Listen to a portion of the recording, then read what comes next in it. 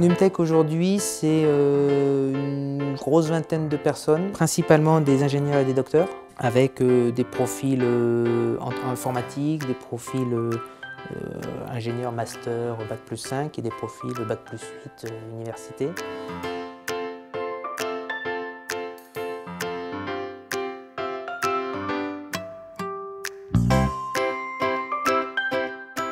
Alors, on a commencé à travailler sur le projet Numtech en novembre 1998 et on a créé Numtech en avril 2000.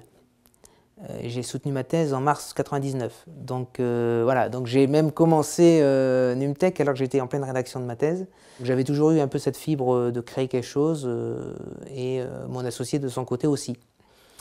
Et donc on s'est retrouvés en 99, autour de septembre-octobre 99, à être dans le même bureau du vice-président chargé de la valorisation de l'université, à dire ben voilà, moi je connaissais l'un de vous deux individuellement, je vous rassemble. Sachant qu'on avait un peu peur d'y aller tout seul. Voilà. Après, sur les autres aspects, effectivement, on avait à peu près les mêmes objectifs, la même vision de l'entreprise.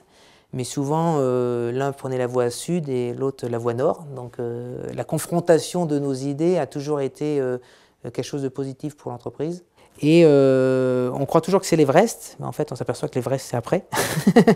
La création ce n'est que malheureusement le Puy de Dôme à monter, à gravir. C'est pas simple parce que quand vous n'avez pas d'entraînement, ben, effectivement c'est une sacrée montagne. Après, ben, voilà, il faut apprendre ce que c'est que la com, ce que c'est que le marketing, ce que c'est que la gestion d'entreprise, ce que c'est que la finance, la comptabilité. Le plus gros morceau c'est quand même les RH et le management parce que ça...